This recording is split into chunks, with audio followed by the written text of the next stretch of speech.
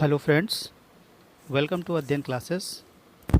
आज हम आपके लिए लाए हैं फिर से कंप्यूटर अवेयरनेस के टॉप 20 क्वेश्चंस जो आने वाले एग्ज़ाम्स के लिए बहुत बहुत इम्पॉर्टेंट है।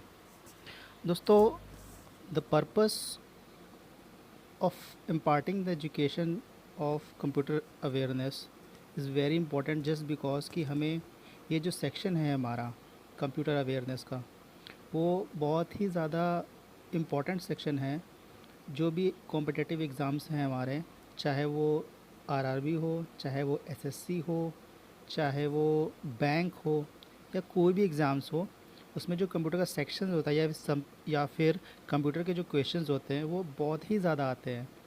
तो उस चीज़ को ध्यान में रखते हुए हमने एक सेक्शन तैयार किया है पढ़ाने के लिए कंप्यूटर का, ताकि उसमें हम जो भी इम्पोर्टेंट क्वेश्चंस हैं जो पिछले एग्ज़ाम्स में आ गए हैं या बहुत चांसेस हैं आने वाले एग्ज़ाम्स में आने की, तो फिर उनको कंपाइल करते हुए हमने ये सेक्शन को तैयार किया है।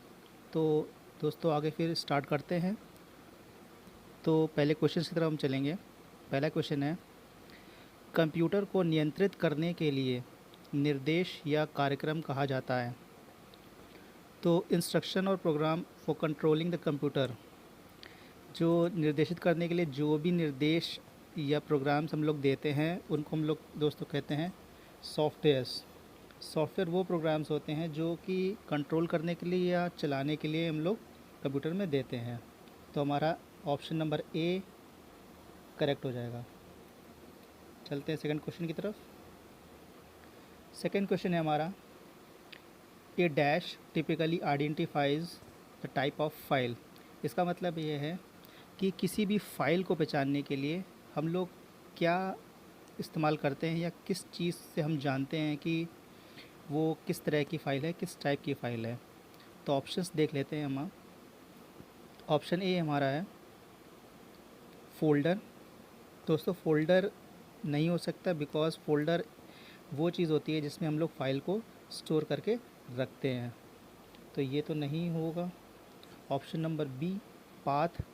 पाथ भी नहीं हो सकता बिकॉज़ पाथ एक लोकेशन होती है जहाँ पे हम लोग फ़ाइल को सेव करते हैं। फ़ाइल नेम क्या होता है हमारा? फ़ाइल नेम वो होता है दोस्तों कि हम कोई भी हमने फ़ाइल किसी भी नाम से जो भी हमारे लिए कन्वीनियंट है, अपने कन्वीनियंस के अकॉर्डिंग हम उस फ़ाइल को नाम दे देते हैं। अच्छा दोस्तों, जो फ़ाइल एक्सटेंशन जो ऑप्शन है हमारा, वो ये बताता है कि कौन सी फ़ाइल किस टाइप की है, चाहे वो वर्ड फ़ाइल हो, एक्सेल फ़ाइल हो, पावर पॉइंट फ़ाइल हो या किसी भी तरह की फ़ाइल हो, वो उसका एक्सटेंशन बताता है। तो हमारा option number C file extension correct हो जाएगा। चलते हैं नेक्स्ट क्वेश्चन की तरफ।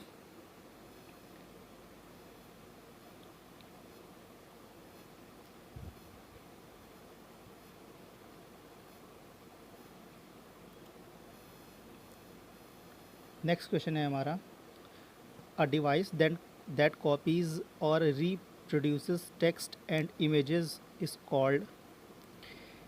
वह उपकरण जो पढ़ने के और छवियों को कॉपी या पुनः पेश करता है वो कहा जाता है। तो दोस्तों, ऐसी कौन सी डिवाइस है जिसकी हेल्प से हम लोग कॉपी कर सकते हैं, टेक्स्ट्स को रिप्रोड्यूस कर सकते हैं, इमेजेस को भी रिप्रोड्यूस कर सकते हैं। तो दोस्तों, ऑप्शंस देख लेते हैं हम लोग। ऑप्शन नंबर ए हमारा है सीपीयू। सीपीयू तो नहीं हो सकता बिकॉज सीपीयू एक कंप्लीट यूनिट होता है, ठीक है, ना ही वो कॉपी करने के काम आएगा या फिर किसी भी तरह का प्रोग्राम करने के काम आएगा। तो ये कंप्लीट इसी के अंदर सारी चीज़ें होती हैं। रीडर का काम क्या होता है कि चीज़ों को रीड करना, तो ये भी ऑप्शन गलत हो जाएगा। मेमोरी, मेमोरी वो चीज़ होती है जहाँ पे हम लोग फाइल्स को स्टोर करके रखते हैं स्टोरेज में। Memory is called storage. Obtainer नहीं हो सकता, ऑब्टेन करना। तो हमारा जो स्कैनर है, स्कैनर स्कैनर एक ऑप्शन है जो हमारा क्या होगा, सही हो जाएगा, ठीक है। तो स्कैनर हमारा वह उपकरण है जो पाठ और छवियों को कॉपी या पुनः पेश करता है, ठीक है। तो ऑप्शन नंबर 5 हमारा करेक्ट हो जाएगा। चलते हैं नेक्स्ट क्वेश्चन की तरफ। Which of the following should be use to move a paragraph from one place to another Word document. तो दोस्तों, वर्ड डॉक्यूमेंट में पैराग्राफ को एक स्थान से दूसरे स्थान पर ले जाने के लिए, मतलब एक जगह से कोई भी पैराग्राफ हमने टाइप किया, उसको एक जगह से दूसरी जगह ले जाने के लिए हम लोग किस चीज़ का यूज़ करते हैं। अब इस चीज़ को समझेंगे ऑप्शंस के थ्रू। पहला ऑप्शन हमारा क्या होगा, कॉपी एंड पेस्ट। दोस्तों कॉपी एंड पेस्ट का मतलब क्या होता है कि जैसे कोई डॉक्यूमेंट हमने कोई भी करेक्टर यहाँ टाइप किया, ठीक है, तो कॉपी का हम लोग क्या करते हैं, कोई भी करेक्टर ए है, ठीक है, तो उसको जब हम लोग कॉपी करते हैं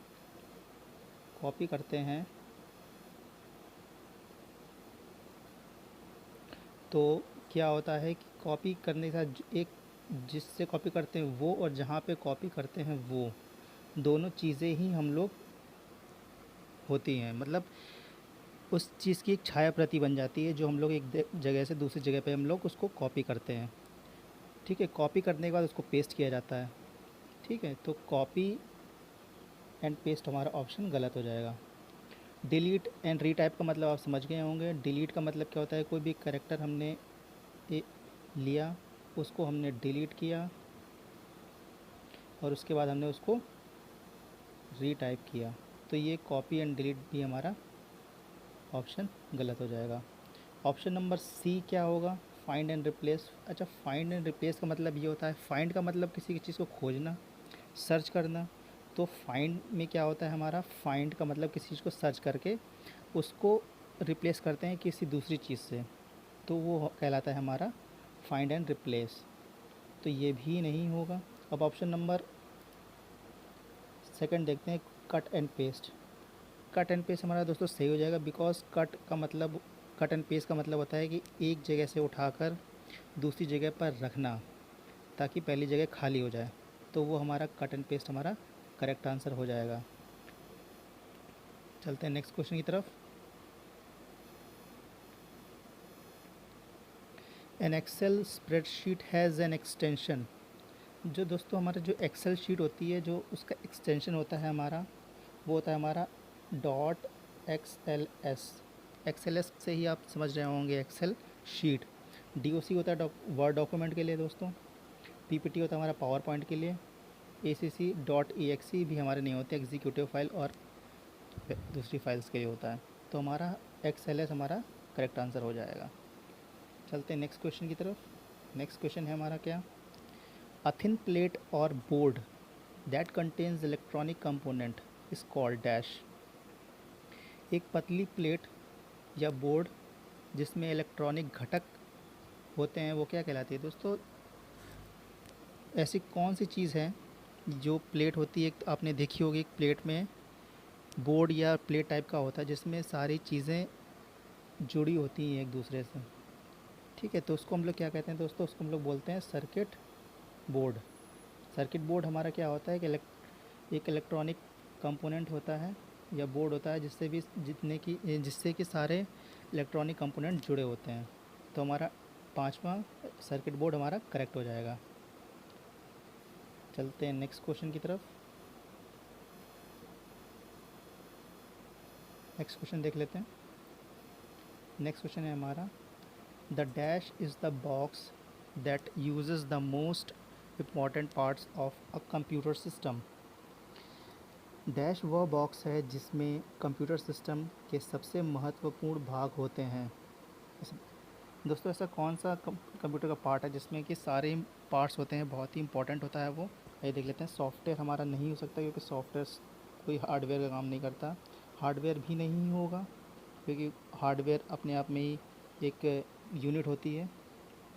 और इनपुट डिवाइस भी नहीं होगी। अच्छा दोस्तों, जो हमारा सिस्टम यूनिट है ये हमारी होगी, क्योंकि वो ये कंप्यूटर सिस्टम का वो पार्ट है जो कि सारी इंपॉर्टेंट चीज़ें कंप्यूटर सिस्टम के रखता है। तो क्या होता है, सिस्टम यूनिट, तो सिस्टम यूनिट हमारा करेक्ट हो जाएगा। चलते हैं नेक्स्ट क्वेश्चन की तरफ। नेक्स्ट क्वेश्चन है हमारा, the device containing a circuit breaker that is use to separate the hardware from the power source and protect from voltage spikes. ऐसी कौन सी चीज़ है दोस्तों जो क्या करती है, सर्किट ब्रेकर डिवाइस होती है हमारी जो वोल्टेज स्पाइक से बचाती है हमारी। तो दोस्तों देख लेते हैं, वोल्टेज ब्रेकर भी नहीं होगा हमारा, वोल्टेज ब्रेकर हमारा नहीं हो सकता। सर्ज ब्रेकर ये भी नहीं होता। ALU क्या होता है, हमारा अर्थमेटिक और लॉजिकल ऑपरेशंस को परफॉर्म करता है, उसे ALU बोलते हैं। वोल्टेज प्रोटेक्टर भी नहीं होगा। जो हमारा करेक्ट आंसर होगा वो होगा हमारा option number C, surge protector. Surge protector का काम होता है कि जो वोल्टेज स्पाइक्स होते हैं उनसे प्रोटेक्ट करता है। तो option number third, surge protector हमारा करेक्ट हो जाएगा। चलते हैं हम लोग नेक्स्ट क्वेश्चन की तरफ।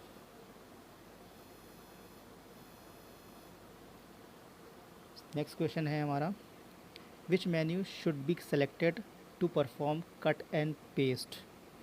अच्छा, जो कट एंड पेस्ट जो ऑप्शन जो हमारा आता है वो ऑप्शन हमारा किस मेन्यू से आता है? फॉर्मेट मेन्यू से नहीं आता है हमारा, टूल्स मेन्यू से भी नहीं आता है।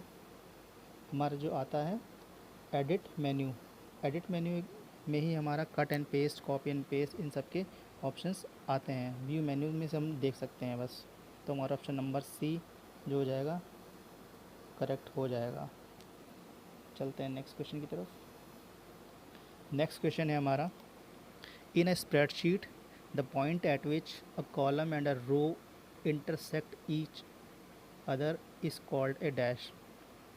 एक स्प्रेडशीट का मतलब होता है कि एक एक्सेल शीट में वो कौन सा पॉइंट होता है जहाँ पे जो रो होती है, रो दोस्तों ऐसी होती, सॉरी, जो रो होती है दोस्तों वो होती है हमारी हॉरिजॉन्टल। ठीक है, तो रो ऐसे चलती है हमारी, और जो कॉलम चलते हैं हमारे वो वर्टिकल चलते हैं। तो ये रोज़ एंड कॉलम्स, रोज़ हमारी चलती है हॉरिजॉन्टल और जो कॉलम्स होते हैं हमारे वर्टिकल। तो ये जिस पॉइंट में मिलते हैं, सपोज़ ये इस पॉइंट में मिल रहे हैं, ये पॉइंट में मिल रहे हैं, तो दोस्तों ये हमारा पॉइंट क्या कहलाएगा? हमारा कहलाएगा सेल। तो जहाँ पे रोज़ एंड कॉलम इंटरसेक्ट करते हैं, मिलते हैं, एक दूसरे को काटते हैं, उसे बोलते हैं सेल। तो ऑप्शन नंबर फिफ्थ हमारा सेल करेक्ट हो जाएगा। चलते हैं नेक्स्ट क्वेश्चन की तरफ।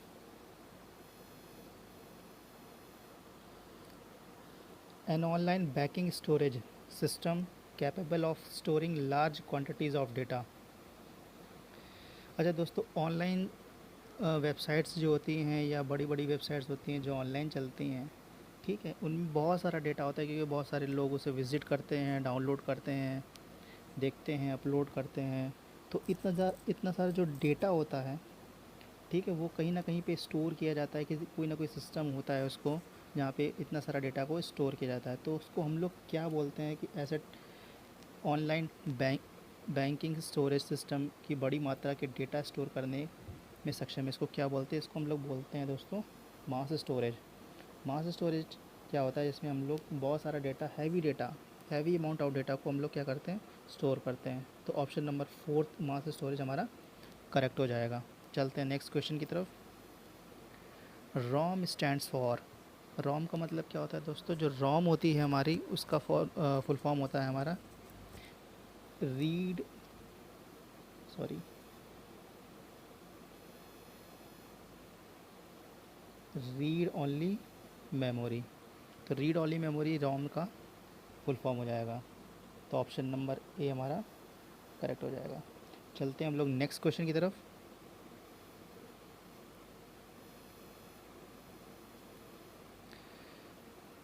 नेक्स्ट क्वेश्चन है हमारा, ट्रैक बॉल किसका उदाहरण है? तो दोस्तों, जो ट्रैक बॉल होती है हमारी, वो हमारा उस किस काम में आती है? जो हमारी ट्रैक बॉल होती है वो हमारी पॉइंटिंग डिवाइस होती है, जो पॉइंट करने के काम में आती है। तो पॉइंटिंग डिवाइस हमारा करेक्ट आंसर हो जाएगा, option number B, pointing device. Next question कर चलते हैं। अब page break means, page break दोस्तों क्या होता है? पेज ब्रेक होता है हमारा वर्ड डॉक्यूमेंट में। इसका मतलब ये होता है कि सपोज़ हम लोग किसी एक पेज में हम लोग टाइप कर रहे हैं, काफ़ी टाइप कर लिया, सपोज़ ज़्यादा टाइप कर लिया, और हम लोग को नेक्स्ट पेज का काम है, तो नेक्स्ट पेज में जाएंगे कैसे? तो वो क्या करता है कि जो पेज ब्रेक ऑप्शन होता है वो डायरेक्टली एक पेज से ब्रेक करके वो दूसरे पेज में भेज देता है। तो ये हमारा काम करता है पेज ब्रेक का। अब ऑप्शंस में देख लेते हैं कौन सा ऑप्शन करेक्ट हो जाएगा। Breaking a page of the document into smaller parts, नहीं, कि स्मॉलर पार्ट्स में अभी हमने बताया वो नहीं हो सकता, ये नहीं होगा option. Starting the next part of the document of a new page. ठीक है, starting the next part of the document on a new page. दोस्तों ये करेक्ट हो जाएगा, क्योंकि जब पेज ब्रेक होता है तो नेक्स्ट पेज में उसी डॉक्यूमेंट के उसको भेज देता है, यानी नेक्स्ट पेज से हम स्टार्ट कर सकते हैं। Breaking a page of the document into small sentences, ये भी नहीं हो सकता। Breaking a page of the document into small paragraph, ये भी नहीं होगा दोस्तों। तो ऑप्शन नंबर बी हमारा, starting the next part of the document on a new page, ये हमारा करेक्ट हो जाएगा। तो ऑप्शन नंबर बी हमारा करेक्ट हो। चलते हैं नेक्स्ट क्वेश्चन की तरफ।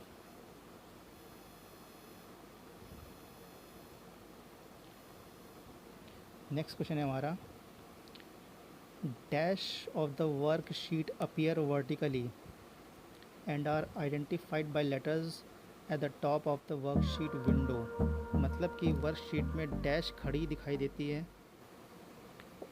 और वर्कशीट विंडो के शीर्ष पर अक्षरों द्वारा पहचानी जाती है। अच्छा दोस्तों, अभी हमने थोड़ी देर पहले बताया था कि कौन सी चीज़ खड़ी होती है, कौन सी चीज़ बैठी होती है, कि हमने सेल वाले ऑप्शन में बताया था कि जो हमारी ऐसे हॉरिजॉन्टल होती है वो हमारी क्या कहलाती है, रो।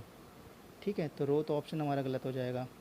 ठीक है, सेल्स क्या होते हैं, जहाँ पे वर्टिकल लाइन और हॉरिजॉन्टल लाइन दोनों मिलती हैं, उसे सेल बोलते हैं, तो ये भी नहीं हो जाएगा। कॉलम, कॉलम क्या होते हैं, जो वर्टिकल लाइंस होती हैं दोस्तों किसी भी डॉक्यूमेंट में, वर्टिकल लाइंस की होती है हमारी सेल कहलाती हैं। तो वर्कशीट में जो भी हमारी वर्टिकल लाइंस होती है वो हमारी कहलाती हैं कॉलम। तो ऑप्शन नंबर थर्ड कॉलम्स हमारा करेक्ट हो जाएगा। चलते हैं नेक्स्ट क्वेश्चन की तरफ। नेक्स्ट क्वेश्चन है हमारा, विच of the following operations is not performed by computer.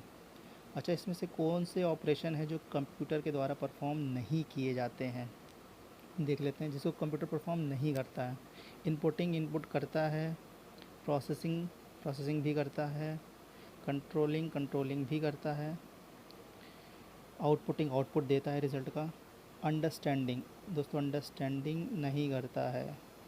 क्यों? क्योंकि कंप्यूटर कोई भी चीज़ को समझता नहीं है, जो भी हम इंस्ट्रक्शंस देते हैं वो उसी इंस्ट्रक्शंस को फॉलो करता है, प्रोसेस करता है और उसका आउटपुट देता है। तो हमारा ऑप्शन नंबर फोर्थ एकदम करेक्ट हो जाएगा। ऑप्शन नंबर फोर्थ अंडरस्टैंडिंग हमारा सही हो जाएगा। चलते हैं नेक्स्ट क्वेश्चन की तरफ।